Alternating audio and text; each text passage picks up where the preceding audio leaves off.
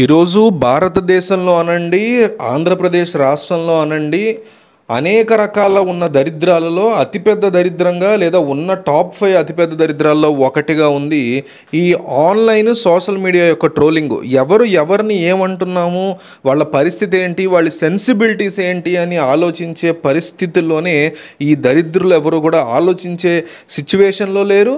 అట్లాగే వాళ్ళకి చిన్నతనం నుంచి చదువుకునే స్థాయి నుంచి కూడా ఓరు నాయన ఒక వ్యక్తిని నువ్వు క్రిటిసైజ్ చేయాలంటే ఇదిరా పద్ధతి, ఇష్టం వచ్చినట్టు వాడిని అంటం కాదు అనే ఒక రకమైన అంశాన్ని మన పాఠ్యాంశాల్లో కానీ మన ఎడ్యుకేషన్ సిస్టమ్ కానీ నేర్పించకపోవడం వల్ల జరుగుతున్న దౌర్భాగ్యాలు, అనర్థాలు ఇవన్నీ. ఒక పార్టీకి సంబంధించిన వ్యక్తి, ఒక పార్టీని నాయకుడిని సపోర్ట్ చేస్తున్న వ్యక్తి అనేది కాదు, ఆడ అని కాదు, మగ అని కాదు, ట్రోలింగ్ అనే అంశం ఒక మనిషిని ఎంత దారుణానికి తీసుకెళ్తుంది అనేది గీతాంజలి యొక్క చావుతో ప్రపంచానికి, ఈ ముఖ్యంగా తెలుగు వాళ్ళందరికీ కూడా తెలిసినటువంటి అంశం.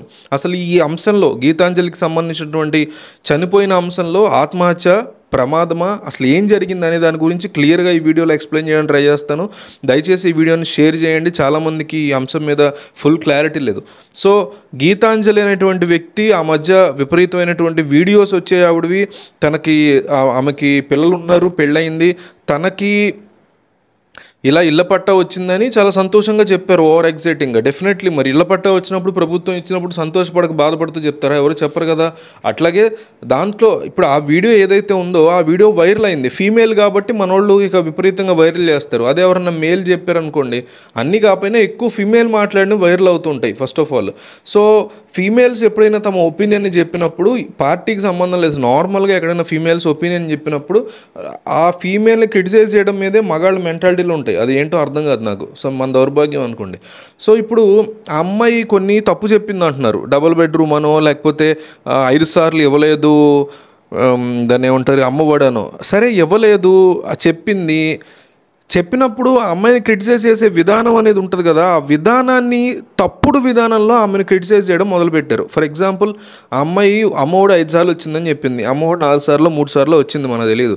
సో ఆ విషయం తెలిసిన వాళ్ళు ఆ అమ్మాయిని క్వశ్చన్ చేసే విధానం ఉంటుంది కదా, ఇదిగో అమ్మా నువ్వు ఇట్లా చెప్తున్నావు, కానీ వచ్చింది ఎన్నిసార్లే, ఒకసారి సరి చేసుకుని నువ్వు తప్పు చెప్పావు, నీకు ప్రభుత్వం ఇల్లు వచ్చింది సంతోషమే, కానీ ప్రభుత్వం చేస్తున్న అనేక తప్పుడు పనులు కూడా ఉన్నాయి, అనేక అరాచకమైన పనులు ఉన్నాయి, నువ్వు దీనికే ఎక్సైట్ అవుతున్నావు, ఇందులో మళ్ళీ ప్రధానమంత్రి యోజన కూడా ఇన్వాల్వ్ అయ్యింది, అట్లాగే ప్రధానమంత్రి యోజన అయినా, జగన్మోహన్ రెడ్డి ఇచ్చినటువంటి ఇల్లు అయినా, ఇవన్నీ కూడా మన ట్యాక్స్ మనీ నుంచే మనకి ఇస్తారు తప్ప మనమేమి వాళ్ళు డబ్బులు ఇవ్వట్లేదు అని ఆమెకి సౌమ్యంగా, సుతరంగా, నెమ్మదిగా చెప్పేటువంటి, హంబుల్గా కామెంట్స్ వేసి, పొలైట్గా కామెంట్స్ వేసేటువంటి ఒక పద్ధతి అనేది ఉంటుంది. దాన్ని కంప్లీట్గా డెస్ట్రాయ్ చేసేసి ఒక 5 లేదా 2% మంది మాత్రమే ఆ రకంగా మాట్లాడుతున్నారు ఇట్లాంటి ట్రోల్స్లో. దాన్ని చూసి ఆమె హర్ట్ అయింది. చాలామంది ట్రోల్స్ చూసో లేకపోతే ఆమె గురించి మాట్లాడిన వీడియోలు చూసో అనుకుంటున్నారు. కాదు, ఇట్లాంటి వాళ్ళు హర్ట్ అయ్యేది ఖచ్చితంగా ఇట్లాంటి కామెంట్స్ చూసే వాళ్ళు హర్ట్ అవుతారు. ట్రోల్స్ కూడా తప్పే. ఇప్పుడు ఆమెను క్రిటిసైజ్ చేయాలనుకునే వాళ్ళు ఇప్పుడు మనలాగా వీడియో తీస్తున్నారు అనుకోండి, అమ్మాయి చెప్పింది తప్పని. డెఫినెట్లీ నేను ఇందాక చెప్పినట్టు హంబుల్గా, అమ్మాయి ఇట్లా అనుకుంటున్నావు నువ్వు, కానీ ఇట్లా కాదని అబ్బాయి అయినా అమ్మాయి అయినా కాస్త మంచిగా మర్యాదగా చెప్పాల్సినటువంటి బాధ్యత మనందరికీ ఉంటుంది. కానీ కొంతమంది ఏం చేశారంటే, ఇన్స్టాగ్రామ్లో పైన అమ్మాయి వీడియో పెట్టేసి కింద ఏవో మీమ్ ఫోటోలు అవి ఇవి పెట్టేసరికి కంగారు పడిపోయింది. అంతే కదా. ఇప్పుడు మీరు ఎవరినన్నా టార్గెట్ చేయాలంటే ముఖ్యమంత్రిని చేయండి, ఎక్స్ ముఖ్యమంత్రిని చేయండి, లేకపోతే ప్రజెంట్ ఉన్న ఎమ్మెల్యేలని, ఎక్స్ ఎమ్మెల్యేలని, మంత్రుల్ని, ఎక్స్ మంత్రుల్ని, వీళ్ళని టార్గెట్ చేయండి. దాటి వస్తే అడ్మినిస్ట్రేషన్ని చేయండి. వీళ్ళందరూ తట్టుకోగలుగుతారు. ఎందుకంటే వీళ్ళందరూ ఎంతో డక్కా ముక్కిలు తిని ఈరోజు ఈ పొజిషన్కి వచ్చిన వాళ్ళు. కాబట్టి మనం చేసే ట్రోల్స్ని వాళ్ళు పెద్దగా పట్టించుకోరు, వాటి గురించి పెద్దగా ఆలోచించరు. రివర్స్లో కేసులు పెట్టాలా, లేకపోతే ఎట్లా డీల్ చేయాలి, ఈ ట్రోల్స్ని సరి చేసుకోవాలా అనే దాని మీద వాళ్ళకి ఫుల్ క్లారిటీ ఉంటుంది. కానీ ఒక వివాహిత గృహిణిగా ఉన్నటువంటి వ్యక్తి ఆన్లైన్లోకి వచ్చి ఏదో వీడియోలో చెప్తే దాన్ని ట్రోల్ చేస్తే వాళ్ళు కంగారు పడిపోతారు కదా. సెన్సిటివ్ పీపుల్ ఉంటారు కదా ప్రపంచంలో. అందరూ మనలాగా సిగ్గొదిలేసుకుని సిగ్గుమాలిన బతుకుతారని ట్రోలర్స్ అందరూ ఎందుకు అనుకుంటారు? ఆమెని ట్రోల్ చేసిన వాళ్ళ గురించి చెప్తున్నా. అయితే ఆ ట్రోలింగ్ వీడియోలతో పాటు అంతకంటే హర్టింగ్గా కింద ఉన్న కామెంట్లో వికృతంగా, నీచంగా, ఈ అమ్మాయి అనే కాదు, తెలుగుదేశం పార్టీని సపోర్ట్ చేసే వాళ్ళు మాట్లాడే వాళ్ళ కామెంట్లు మీరు చూస్తే ఇంతకంటే ఇట్లాగే దారుణంగా తిడుతుంటారు వైసీపీ వాళ్ళు. వైసీపీ వాళ్ళకి సంబంధించినటువంటి ఫేవర్గా మాట్లాడే ఫీమేల్స్ ఎవరన్నా వీడియోలు కనపడినా ఏం చేసినా వాళ్ళని కూడా ఇంతే నీచంగా, హీనంగా తిడుతూ ఉంటారు టీడీపీ లేదా జనసేన వాళ్ళు. సో వీళ్ళు వాళ్ళని కాదు, అందరూ కూడా ఒక దరిద్రమైన, వికృతమైన సంస్కృతికి అలవాటు పడిపోయారు. వీళ్ళొక వరస్ట్ బేస్ని, అంటే ఫస్ట్ నుంచి కూడా ఒక పద్ధతి, ఒక మర్యాద, ఆడ మగ పక్కన పెడితే ఒక మనిషి తప్పు చేశాడని మనం అనుకున్నప్పుడు వాళ్ళని ఖండించే ఒక విధానం ఉంటుంది. సీఎంను పట్టుకుని ఏరా ఓరా, వాడొక ఎదవా లేకపోతే ఈడొక ఎదవా అని మాట్లాడేటువంటి వరస్ట్ సంస్కృతికి వచ్చేసాం మనం. సో ఇట్లాంటి ట్రోల్స్ చూసి బాధపడుతూ అయ్యో ఏంటి నేను ఇట్లా వెళ్ళాను, ఇట్లా వైరల్ అవుతున్నాను ఏంటి నేను అని కంగారు పడుతున్న ఆమెకి కింద ఉన్న కామెంట్సే ఖచ్చితంగా ఆమెను బాధ పెట్టాయని నేను చాలా స్ట్రాంగ్గా నమ్ముతున్నా.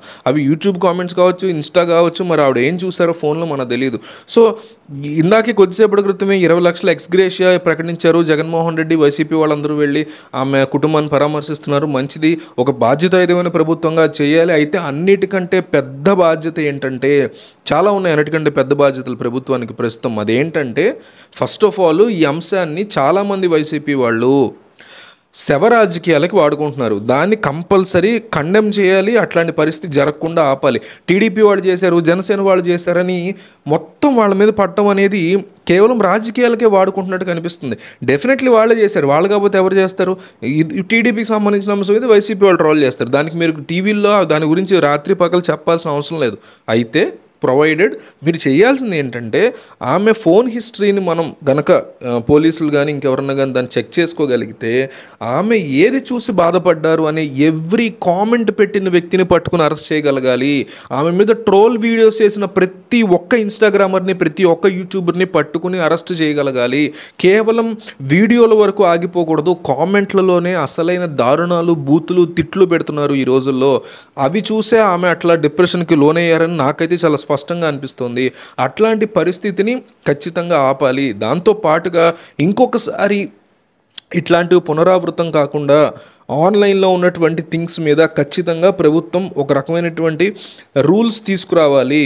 ఒక అంశం జరిగిందంటే దాన్ని పొలిటికల్గా వాడేసుకుని ఎలక్షన్ దగ్గరికి వస్తున్నాయి కదా అని ఈ పార్టీ ఆ పార్టీ, తెలుగుదేశం, జనసేన, వైసీపీ వీళ్ళందరూ దాన్ని రాజకీయంగా ఎట్లా వాడుకుందాం అనేసి చూడడం పక్కన పెట్టి ఇట్లాంటి పరిస్థితులు ఇంకొకసారి జరగకుండా ఉండాలంటే ఎట్లాంటి సంస్కృతిని మనం ఇస్తున్నాము జనాలకి, కుర్రాళ్ళు ఎట్లాంటి పరిస్థితుల్లో ఇట్లాంటి వెధవేషాలు వేసే అవకాశాలను వాళ్ళకి ఇస్తున్నాం. ఒక ఎనానిమస్ సిచ్యువేషన్లో వాళ్ళని పెట్టినప్పుడు ఇష్టం వచ్చినట్టు ప్రవర్తిస్తూ ఇష్టం వచ్చిన కామెంట్లు వేస్తున్న ఈ సంస్కృతిని ఎట్లా ఆపాలి అనే దాని మీద నిర్ణయం తీసుకోవాలి. దానికంటే ముందు కంపల్సరీ కామెంట్ల విషయంలో కానీ, వీడియో ట్రోల్స్ విషయంలో కానీ ఆమెని ట్రోల్ చేసిన ఈచ్ అండ్ ఎవ్రీ పర్సన్ని తీసుకొచ్చి ప్రపంచానికి చూపించి కోర్టులో నిలబెట్టి వాళ్ళకి శిక్షలు పడేలా చేస్తేనే ఆమెకి, ఆమె కుటుంబానికి నిజంగా ప్రభుత్వం మంచి చేసినట్టు అవుతుంది.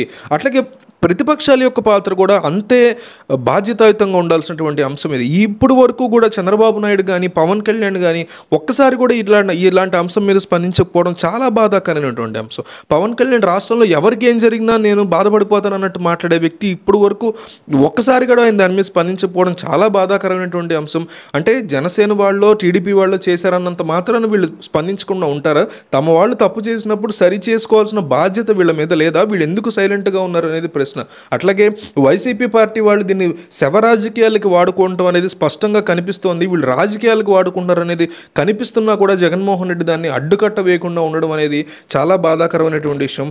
వైసీపీకి సంబంధించినటువంటి మీడియాలో టీడీపీని, జనసేనని వాళ్ళు కంప్లీట్గా బ్లేమ్ చేస్తున్నారు, వాళ్ళే ట్రోల్ చేశారు అంటున్నారు. అది నిజమే కావచ్చు, కానీ ఓవరాల్గా అందరూ చేయరు కదా. ఎవరైతే చేశారో వాళ్ళని పట్టుకొచ్చి ప్రపంచం ముందు, ప్రజల ముందు, కోర్టుల ముందు నిలబెట్టి వాళ్ళకి శిక్షలు వేయించగలిగితేనే ఇట్లాంటి పరిస్థితులు, ఇట్లాంటి జరగనివి మనం ఆపగలుగుతాము. ఇద్దరు పిల్లలు తల్లి లేని పిల్లలు అయిపోయినటువంటి ఇట్లాంటి సంఘటనలు కూడా 2 పార్టీలు లేదా 3 పార్టీలు రాజకీయానికి ఎలక్షన్స్ వస్తున్నాయి కదా అని వాడుకుంటే ఇంతకంటే దౌర్భాగ్యం మీ యొక్క జీవితాల్లో ఇంక ఏది మీరు చేయలేరు. మీరు ఇంతకంటే దారుణాలే చేసి ఉండొచ్చు, ఇంకా దారుణాలు చేస్తారేమో.